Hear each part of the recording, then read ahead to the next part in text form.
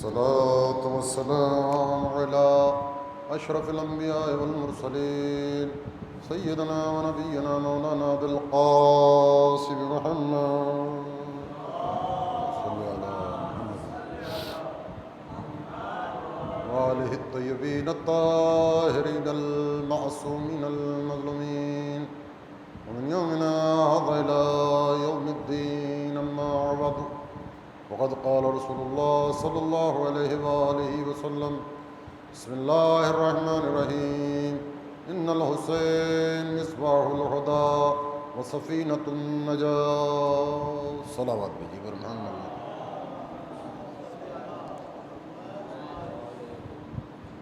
عزاداران سید الشہداء، ایام عزا کا آغاز ہو گیا۔ حسین کے ماتمدار، حسین کے عزادار فرش عزا پر تشریف لے آئے۔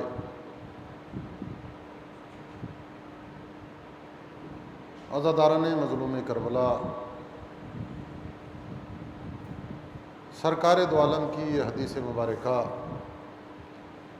بے شک حسین ہدایت کا چراغ ہے، نجات کا سفینہ ہے۔ صلوات بھیجیے بر محمد والے۔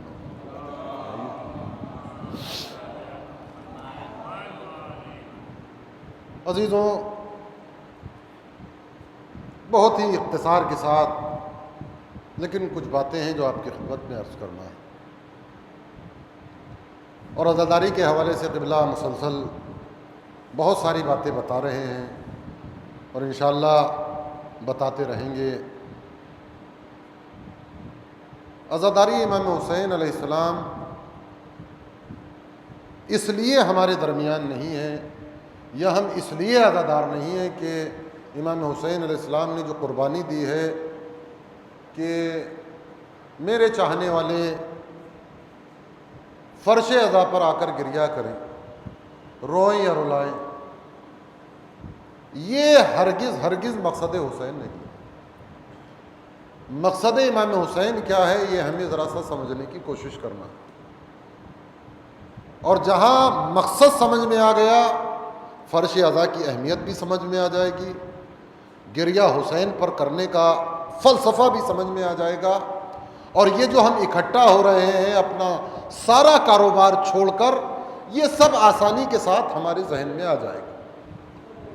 جب ہم امام حسین علیہ السلام، آج لوگ کیا کہتے ہیں کہ حسین حکومت کی طلب میں نکلے، یہ لوگوں کے خیالات ہیں، آپ کتابوں کو پڑھیے، اور کچھ ملون تو یہاں تک کہہ دیتے ہیں کہ یہ دو شہزادوں کی جنگ تھی۔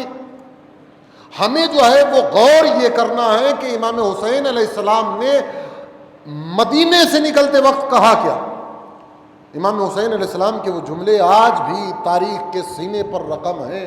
امام حسین علیہ السلام نے کہا کہ میں نہ کوئی فساد کے لیے نکل رہا ہوں، نہ طلب حکومت کے لیے نکل رہا ہوں، میں اپنے گھر کو اس لیے چھوڑ رہا ہوں کہ اپنے جد کی امت کی اصلاح کے لیے نکل رہا ہوں، اس لیے کہ یہ وہ زمانہ ہے کہ جہاں امر بالمعروف اور نہی عن المنکر کو بھلا دیا گیا ہے، لوگ جو ہے وہ کھلے عام جو ہے وہ حرام کام کر رہے ہیں، لہذا ذمہ داری میری یہ ہے کہ میں اپنے جد کی امت کی اصلاح کروں۔ ایک صلوات بھیجیے پر محمد والے محمد۔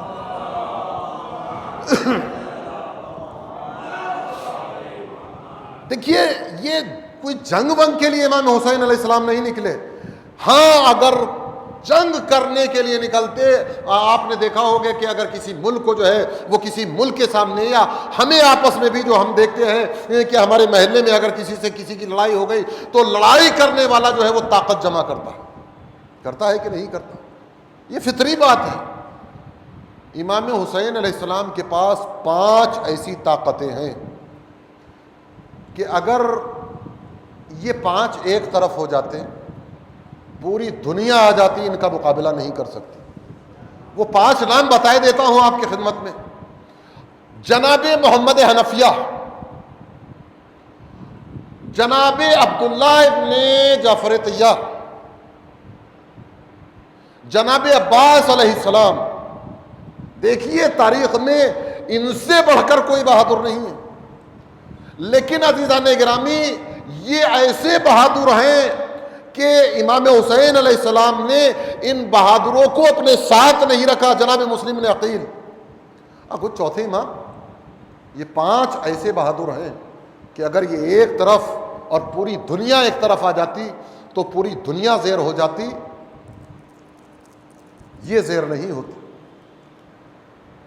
لیکن امام حسین علیہ السلام نے اپنی طاقت کو کیسے, دنیا جو ہے طاقت کی بات کر رہی تھی, 5 کو دیکھ لیجئے. جناب محمد حنفیہ اور جناب عبداللہ کو مدینے میں چھوڑ دیا, جناب عباس, جناب مسلم اور چوتھے امام کو ساتھ لے کر چلے. مکہ پہنچنے کے بعد مسلم کو کوفے بھیج دیا. جناب عباس علیہ السلام کو اجازت نہیں ملی, چوتھے امام مرضی پروردگار کے مطابق بیمار ہو گئے. صلوات بھیجیے نا پر محمد والے محمد پر. اب بتائیے طاقت کا. امام حسین علیہ السلام طاقت, دیکھیے دنیا طاقت جمع کرتی ہے, امام نے اپنی کل کی کل طاقت کو جو ہے وہ بانٹ دیا حصوں میں. لیکن ہمیں دیکھنا یہ ہے کہ امام حسین علیہ السلام نے کربلا کے میدان تک آ گئے, بچے قربان کر دیے. بظاہر آپ کو ایسا لگا کہ جس غرض کے تحت امام حسین علیہ السلام مدینہ چھوڑ کر مکہ آئے اور مکہ میں پہنچنے کے بعد جو ہے کربلا کے میدان میں آ گئے, دین کو فائدہ کیا ہوا؟ آپ کو بظاہر عاشور کے دن دین کا کوئی فائدہ دکھائی دے یا نہ دے, لیکن امام حسین علیہ السلام جس مقصد کے تحت اپنی قربانی دے رہے ہیں, آج وہ مقصد امام حسین علیہ السلام کا پورا ہوتا ہوا دکھائی دے رہا ہے کہ نہیں دے رہا.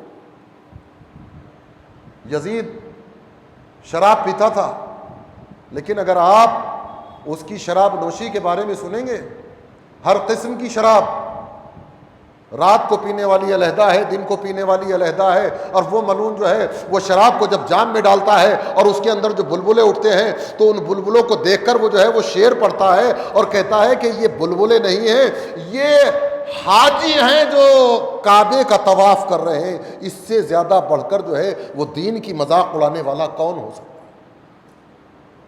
کہتا ہے کہ کوئی وحی نہیں آئی, کوئی رسول نہیں آیا, کوئی کتاب نہیں ہے. وہ اپنی محرم عورتوں کے ساتھ جو ہے وہ بدکاریاں کر رہا ہے.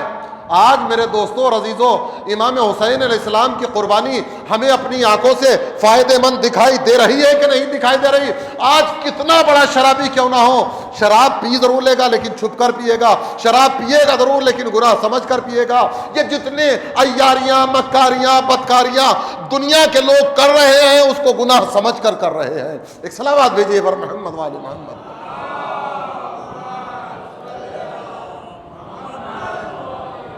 آج کوئی جمعے کی نماز بت کو نہیں پڑھا سکتا. یہ کیسا انقلاب تھا امام حسین علیہ السلام کا. میرے دوستوں اور عزیزوں, امام حسین علیہ السلام نے مدینے کو چھوڑا ہے, مکہ جو جائے امن ہے, جائے پناہ ہے. امام حسین علیہ السلام کا قیام مکے کے اندر. یزید نے ایک گروہ کو بلایا اور بلانے کے بعد ان کو ایک کام سپرد کیا کہ دیکھو تمہاری ذمہ داری یہ ہے کہ مکہ پہنچنے کے بعد جب بھی موقع پاؤ حسین کو قتل کر دینا.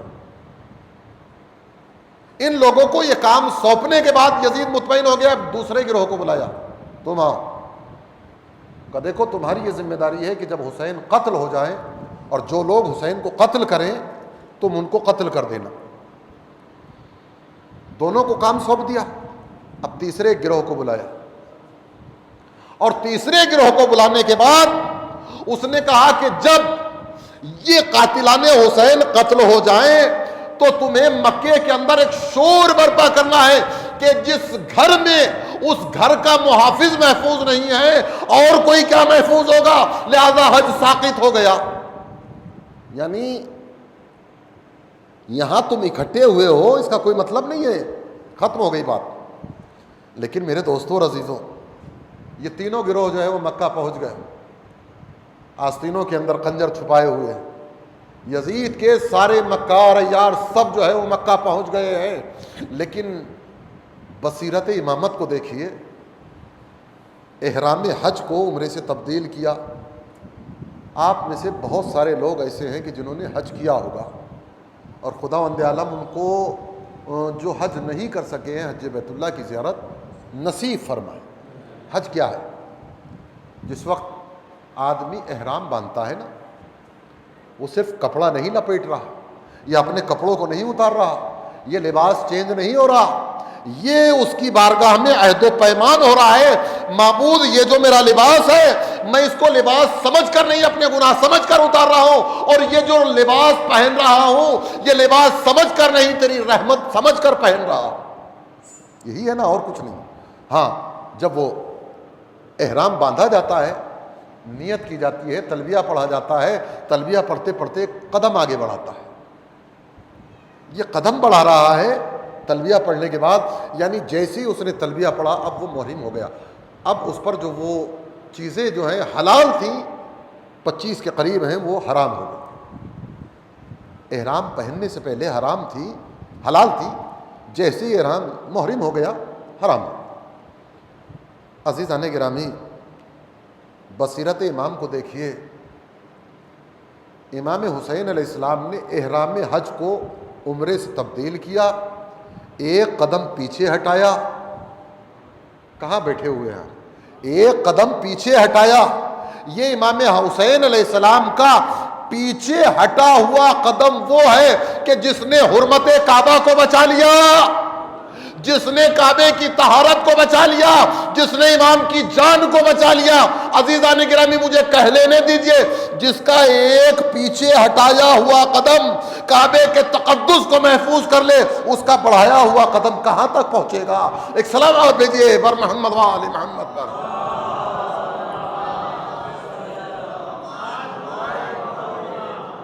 یہ صرف امام حسین علیہ السلام نے احرام حج کو عمرے سے تبدیل نہیں کیا، یزید کے پورے مشن پر پانی پھیر دیا۔ ختم ہو گئی نا بات، اس کے تو سارے پلان پر پانی پھر گیا، لیکن اس نے جو ہے وہ ایسا نہیں ہے کہ وہ بیٹھ گیا ہے، وہ تو چاہتا ہی نہیں کہ حسین جو ہے وہ کسی بھی صورت سے چین سے بیٹھے۔ لیکن میرے دوستو اور عزیزو، امام حسین علیہ السلام کو اپنے مقصد کو پورا کرنے کے لیے جہاں تک جانا تھا وہاں تک گئے۔ عزیزو، سرکار دو عالم نے یوں ہی نہیں کہا ان الحسین مصباح الہدا و سفینۃ النجاہ، بے شک یہ میرا حسین ہدایت کا چراغ ہے اور نجات کی کشتی ہے۔ اگر اس حدیث کو دیکھا جائے تو بظاہر دو جملے نظر آتے ہیں، لیکن خدا کی قسم اس حدیث میں انسان کی پوری زندگی اور آخرت سمٹی ہوئی ہے۔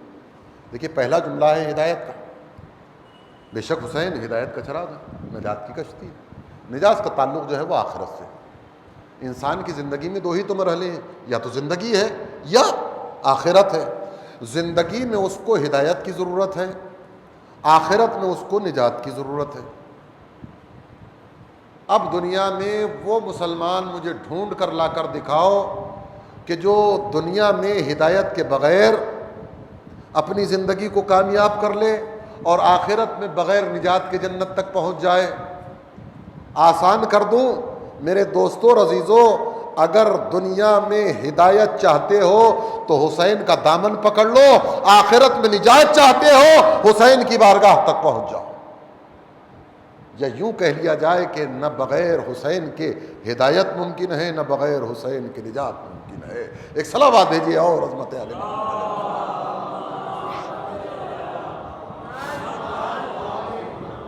امام حسین علیہ السلام، اور یہ ایام عزا شروع ہو گئے ہیں اور ہم جو ہے وہ استقبال عزا کی مجلس میں آ کر شریک ہوئے ہیں۔ میرے دوستو اور عزیزو، یہ عزاداری ہے امام حسین علیہ السلام، اور دنیا تو ہے اعتراض کرنے والی ہے، کچھ ہمارے آنسوؤں پر اعتراض کرتی ہے، کچھ ہمارے گریے پر اعتراض کرتی ہے، کچھ ماتم پر اعتراض کرتی ہے۔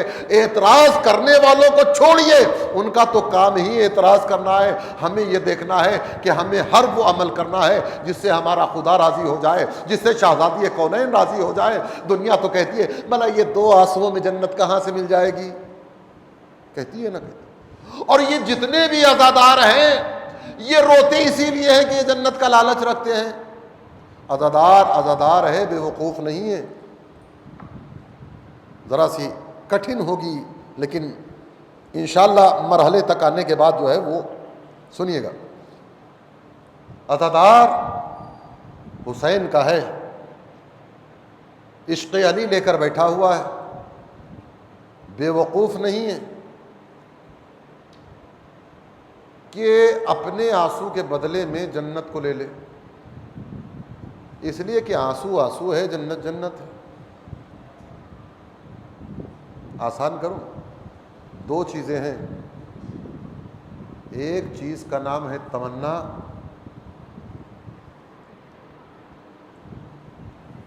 ایک چیز کا نام ہے تمنا، اور دوسری چیز کا نام ہے چاہت۔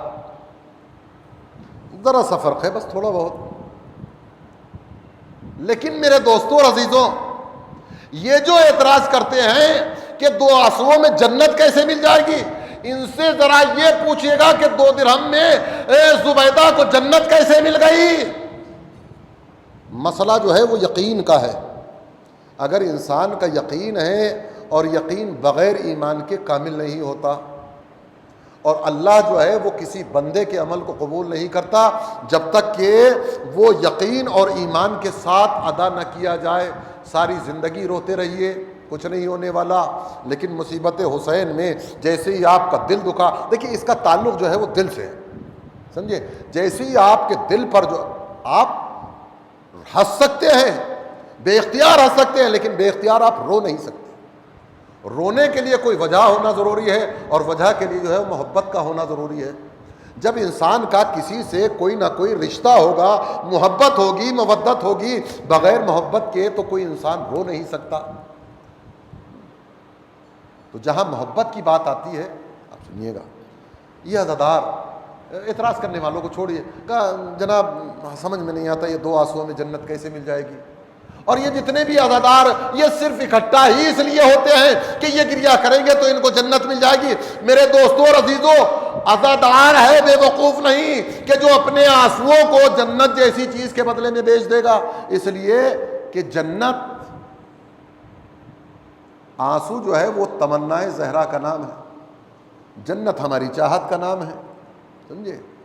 لیکن میرے دوستوں اور عزیزوں، ایک چیز میں نے جو آپ کی خدمت میں عرض کی، اس پر ذرا سی توجہ دیجئے گا کہ آنسو جو ہے وہ تمنائے زہرا ہے، اور جنت جو ہے، یعنی جنت کو چھوڑیے ساری کائنات، آپ حدیث قصہ پڑھتے ہیں کہ پروردگار عالم نے نہ زمین کا فرش بچھایا، نہ آسمان کے ستاروں کو چمکایا، نہ دریاؤں میں جو ہے وہ کشتیوں کو رواں کیا، مگر یہ کہ جو چادر کے نیچے ان کے صدقے میں خلق کیا۔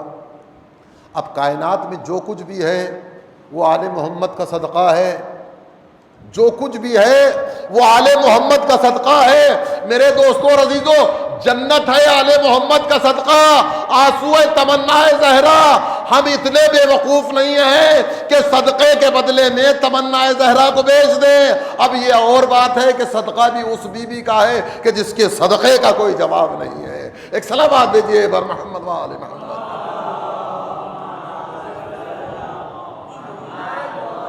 اور یہ عزاداری، ہم عزاداری کرتے ہیں، خدا کا شکر ہے کہ ساری چیزیں جو ہیں ہمارے لیے فراہم۔ ان لوگوں سے پوچھئے کہ جنہوں نے عزاداری کے لیے بہت ساری قربانیاں دی، سمجھے؟ جلوس میں جا رہے ہیں، ماؤں کو پتہ نہیں کہ میرے بچے واپس آئیں گے یا نہیں آئیں گے، ارے کسی دوسرے ملک کو، اپنے پڑوس میں دیکھ لیجیے، 2 ایسے ملک ہیں، امام بارگاہ میں پہنچے، کسی کو یقین نہیں ہے کہ ہم واپس آئیں گے، سمجھے؟ پورے کے پورے امام باڑے میں جو بلاسٹ ہو جاتا ہے، اور سب کے سب مر جاتے ہیں یا 2-4 بچ جاتے ہیں، جلوس میں بم بلاسٹ کر دیا جاتا ہے، سمجھے؟ یہ کوئی نئے حالات نہیں ہیں۔ عراق، بغداد شہر، متوکل ملعون کا زمانہ، سب چیزوں کے ساتھ ساتھ شیعوں کی عزاداری پر بھی پابندی۔ یہ عزاداری ہم تک ایسے ہی نہیں پہنچی۔ کیسے پہنچی؟ جیسے ہی دوش فلک پر محرم کا چاند نمودار ہوا، متوکل کے سخت آرڈر ہیں کہ عزاداری نہیں ہوگی۔ لیکن میرے دوستوں اور عزیزوں، اس زمر میں 2 واقعے ہیں، ایک کی طرف میں آپ کی توجہ چلا۔ ایک ماں نے اپنے 2 بچوں کو ساتھ میں لیا، اور وہ ایک صحرا میں آ گئی۔ صحرا میں آنے کے بعد اپنے دونوں بچوں کو بٹھا دیا، اور بٹھانے کے بعد اس نے امام حسین علیہ السلام کا ذکر کیا۔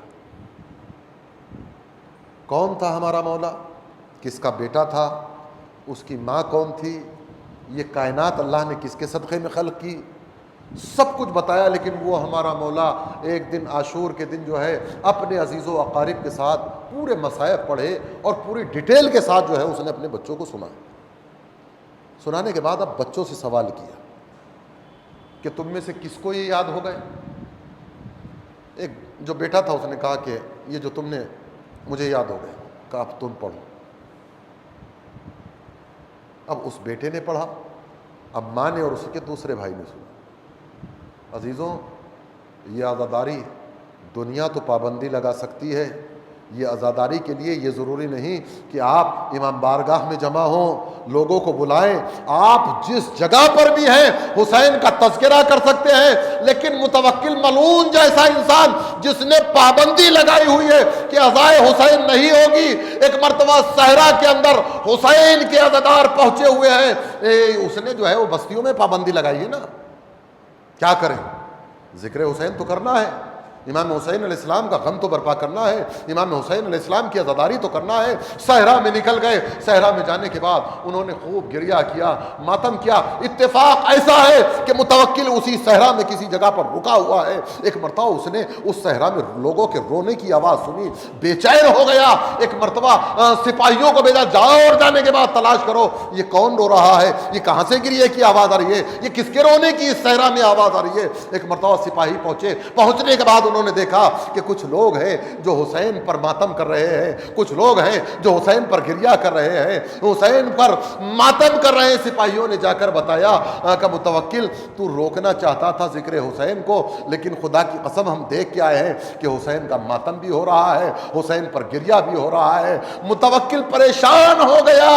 ارے میں بستیوں سے ذکر حسین پر پابندی لگا سکتا ہوں، دلوں پر نہیں لگا سکتا. ایک صلوات بھیجیے بر محمد وآل محمد.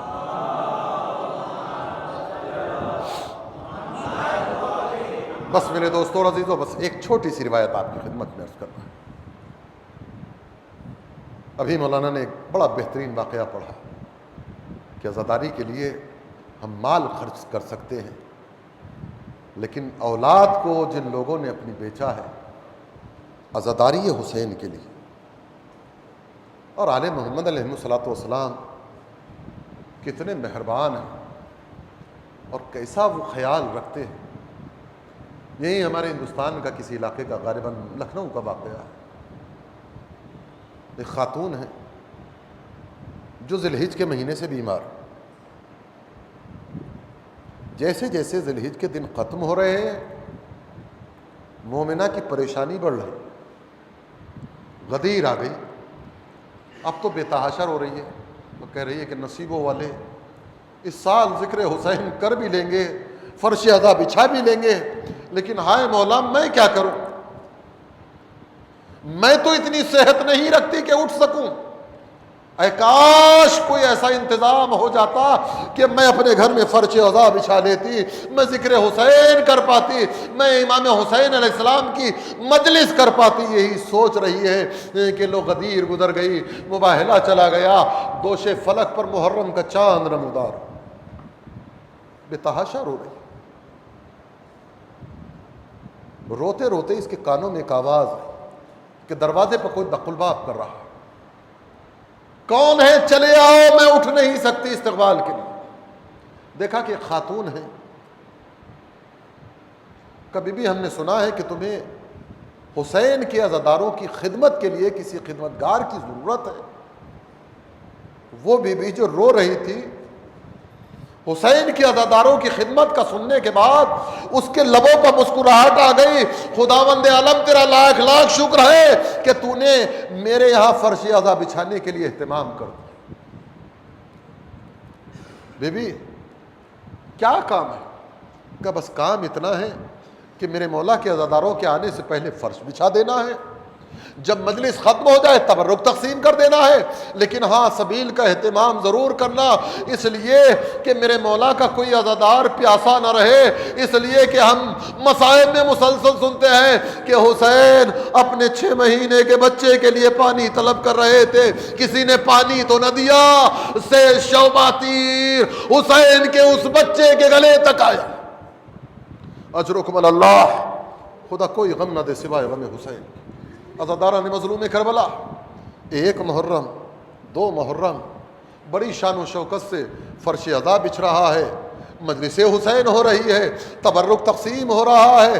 عزاداران مظلوم کربلا، عاشور کا دن آ گیا، مجلس ہو رہی ہے، سب حسین پر گریہ کر رہے ہیں، لیکن یہ بی بی جو حسین کے عزاداروں کی خدمت کر رہی تھی ایک کونے میں بیٹھی ہوئی ہے، ہائے حسین، ہائے میرا لال حسین۔ کوئی نہیں سمجھ پایا، رو تو یہ اپنا لال ہی کہہ کر رہی ہیں۔ ہاں عزاداران مظلوم کربلا، شام غریبہ کی مجلس ہو گئی۔ ہاں جیسے ہی صبح ہوئی، ایک مرتبہ اس بی بی نے صاحب خانہ سے کہا کہ بی بی اب ہمیں اجازت دیجئے، ہم جانا چاہتے ہیں، اور اتنا بتا دو کہ تمہارے مولا کے عزاداروں کی خدمت میں کوئی کمی تو واقع نہ ہوئی، خداوند عالم تم پر اپنی رحمت نازل کرے۔ بی بی تم نے ہمارا بڑا ساتھ دیا، تم نے جو ہے وہ میرے مولا کے عزاداروں کی خدمت کی، میری ساری بے چینیاں پریشانیاں سب ختم کر دی، خداوند عالم اس کا تم کو ضرور بدلہ دے گا۔ یہ کہتے کہتے اپنے تکیے کے نیچے سے ایک تھیلی نکالی، اور نکالنے کے بعد اس خاتون کو دی، دیکھو تم نے میرے مولا کے عزاداروں کی خدمت کی ہے، اس نذرانے کو قبول کر لو۔ بی بی نے اس تھیلی کو ہاتھ میں لیا، کربلا کا رخ کیا، اے میرے لال حسین کیسا وقت آ گیا کہ تیری ماں کو تیرے عزادار وَسَيَعْلَمُ الَّذِينَ ظَلَمُوا أَيَّامَ منقلب ينقلبون۔ الہی بحق الزہراء وابیہا وبالہا، اے معبود واسطہ محمد والے محمد کا ہماری اس عبادت کو قبول فرما، مزید عبادات کرنے کی توفیق عنایت فرما۔ اے معبود ایام عزا شروع ہو گیا ہے، ہم تمام مومنین و مومنات میں اتفاق و اتحاد فرما، ہماری آپس کی کدورتوں کو تو ختم کر دے، اگر ہمارے بس کی نہ ہو تو معبود ان الجھی ہوئی گراہوں کو تو سلجھانے والا ہے۔ پروردگار عالم سب کے اندر ایسا اتفاق و اتحاد ہو جیسے کربلا میں 72 کے اندر اتفاق نظر آ رہا تھا۔ اے معبود واسطہ محمد والے محمد کا ہمارے گناہ کبیرہ و صغیرہ کو معاف فرما، ہمارے مرحومین کی مغفرت فرما، واسطہ محمد والے محمد کا عزاداران مظلوم کربلا کی اس سال نہیں بلکہ ہر سال حفاظت فرما، اور معبود عزاداروں کو صحت کاملہ اور ان کو قوت و طاقت اور ان کو قوت گویائی، یہ معبود یہ تو عطا کرنے والا ہے، اپنی بارگاہ سے ان کا خیال رکھ اور ان پر اپنی رحمتوں کی برسات کر دے۔ معبود حجت آخر کے ظہور میں تعجیل فرما، ہم کو ان کے اعوان و انصار میں شمار فرما۔ ربنا تقبل منا انک انت السمیع العلیم۔ ماتم حسین۔